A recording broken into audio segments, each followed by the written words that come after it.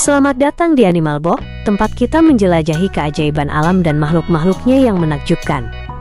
Hari ini, kita akan terbang bersama salah satu serangga terindah di bumi, kupu-kupu. Kupu-kupu adalah simbol keindahan dan transformasi, tapi tahukah kamu bahwa ada ribuan spesies kupu-kupu di dunia? Ya, diperkirakan ada sekitar 18.000 hingga 20.000 spesies yang telah dideskripsikan, masing-masing dengan keunikan dan keindahan yang berbeda. Keajaiban mereka dimulai dari siklus hidupnya, yang dikenal sebagai metamorfosis sempurna. Dari telur, mereka menetas menjadi larva atau ulat, kemudian berubah menjadi kepompong yang diam, sebelum akhirnya muncul sebagai kupu-kupu dewasa dengan sayap yang memesona. Sayap-sayap ini bukan sekadar indah. Sayap kupu-kupu ditutupi oleh ribuan sisik kecil yang tumpang tindih, dan sisik-sisik inilah yang memantulkan cahaya untuk menciptakan pola dan warna yang kita lihat. Keindahan ini juga menjadi alat bertahan hidup. Fakta menarik lainnya, berikut adalah beberapa hal menarik tentang mereka. Kupu-kupu tidak hanya merasakan makanan dengan mulutnya. Mereka memiliki sensor rasa di kaki mereka yang membantu mereka menemukan nektar dari bunga. Peran penting dalam ekosistem, sebagai penyerbu, kupu-kupu memainkan peran krusial dalam membantu tumbuhan berbunga berkembang biak. Jumlah spesies diperkirakan ada sekitar 18.000 hingga 20.000 spesies kupu-kupu yang telah dideskripsikan di seluruh dunia. Angka ini hanya sebagian kecil dari seluruh ordo serangga yang dikenal sebagai Lepidoptera, yang juga mencakup ngengat. Ordo ini memiliki sekitar 160.000 hingga 180.000 spesies, dengan ngengat mendominasi jumlahnya. Migrasi jarak jauh. Beberapa spesies kupu-kupu melakukan migrasi yang luar biasa. Contoh paling terkenal adalah kupu-kupu monark di Amerika Utara, yang terbang ribuan kilometer dari Kanada dan AS menuju Meksiko untuk musim dingin. Perjalanan ini seringkali membutuhkan beberapa generasi untuk diselesaikan. Kamuflase dan warna peringatan. Kupu-kupu menggunakan warna sayapnya untuk bertahan hidup. Beberapa spesies memiliki pola yang menyatu dengan lingkungan sekitar untuk menghindari predator. Sementara itu, yang lain memiliki warna cerah dan mencolok, seperti merah, oranye, dan kuning, untuk memperingatkan predator bahwa mereka beracun atau tidak enak dimakan. Umur pendek. Kupu-kupu dewasa biasanya memiliki umur yang sangat singkat, mulai dari beberapa minggu hingga beberapa bulan, tergantung spesiesnya. Tujuan utama mereka selama fase ini adalah untuk kawin dan bertelur. Banyak sekali penelitian dan penemuan menarik seputar kupu-kupu yang telah dilakukan selama berabad-abad.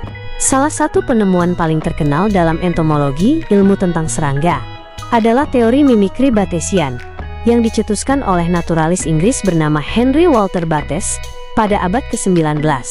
Selama 11 tahun di hutan Amazon, ia mengamati bahwa beberapa spesies kupu-kupu yang tidak beracun meniru pola warna dan bentuk spesies kupu-kupu lain yang beracun atau tidak enak dimakan. Kupu-kupu yang meniru ini memanfaatkan reputasi buruk si kupu-kupu beracun. Predator, seperti burung yang pernah mencoba memakan kupu-kupu beracun dan merasa jijik, akan belajar untuk menghindari semua kupu-kupu dengan pola warna serupa. Ini adalah contoh luar biasa dari evolusi dan adaptasi untuk bertahan hidup. Peran kupu-kupu dalam penelitian evolusi. Kupu-kupu juga memainkan peran penting dalam pemahaman kita tentang evolusi. Sebagai contoh, ahli zoologi dan penulis terkenal Vladimir Nabokov, yang menulis novel Lolita, adalah seorang lepidopteris yang sangat dihormati. Ia melakukan penelitian ekstensif tentang kupu-kupu biru dan hipotesisnya tentang cara mereka berevolusi dan menyebar di berbagai benua akhirnya terbukti benar melalui analisis genetik modern puluhan tahun setelah kematiannya. Konservasi dan penelitian modern. Saat ini, penelitian tentang kupu-kupu terus berlanjut, terutama untuk tujuan konservasi. Ilmuwan telah mengembangkan teknik-teknik canggih seperti kriopreservasi, pembekuan sperma kupu-kupu, untuk membantu melestarikan spesies yang terancam punah seperti kupu-kupu monark. Studi genetik juga merevolusi pemahaman kita tentang hubungan kekerabatan antara spesies kupu-kupu dan ngengat. Baru-baru ini, penelitian DNA skala besar menunjukkan bahwa kupu-kupu lebih dekat kekerabatannya dengan ngengat kecil daripada ngengat besar, mengubah pemahaman lama tentang garis keturunan mereka. Kupu-kupu adalah serangga yang sangat adaptif, dan ada beberapa hal menarik terkait habitat dan makanannya. Habitat kupu-kupu. Kupu-kupu memang tidak memiliki satu habitat tunggal, melainkan dapat ditemukan di berbagai tempat di seluruh dunia. Namun, mereka cenderung menyukai area yang memiliki kondisi tertentu. Secara umum, kupu-kupu berkembang biak dan hidup di tempat dengan kelembapan tinggi dan vegetasi yang melimpah. Contohnya termasuk hutan hujan tropis. Ini adalah habitat yang paling kaya akan spesies kupu-kupu karena kondisi iklimnya sangat ideal. Padang rumput dan taman berbunga, area terbuka seperti ini menyediakan sumber makanan utama mereka, yaitu nektar dari bunga. Hutan kota dan daerah pinggir sungai.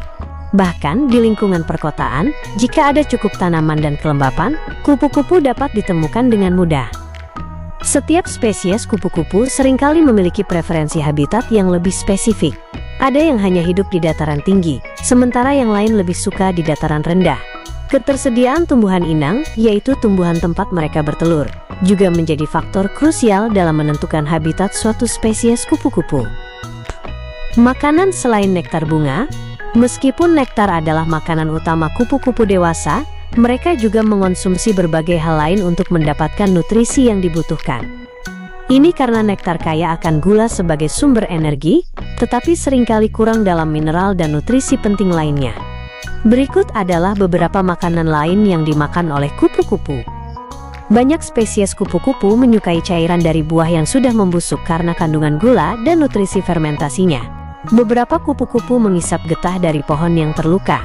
Kupu-kupu, terutama yang jantan, sering berkumpul di genangan lumpur atau kotoran hewan untuk menyerap mineral, garam, dan nutrisi lain yang penting untuk reproduksi. Kupu-kupu bahkan dapat mengisap keringat dari kulit manusia atau air mata dari mata hewan lain untuk mendapatkan garam mineral, natrium. Jadi, kupu-kupu tidak hanya mengandalkan bunga. Mereka adalah pemakan yang cukup selektif dan memanfaatkan berbagai sumber daya alam untuk bertahan hidup.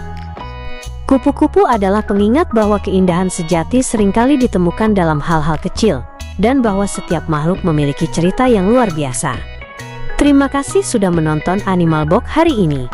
Jika kamu suka video ini, jangan lupa like, komen, dan share ke teman-temanmu. Sampai jumpa di episode selanjutnya.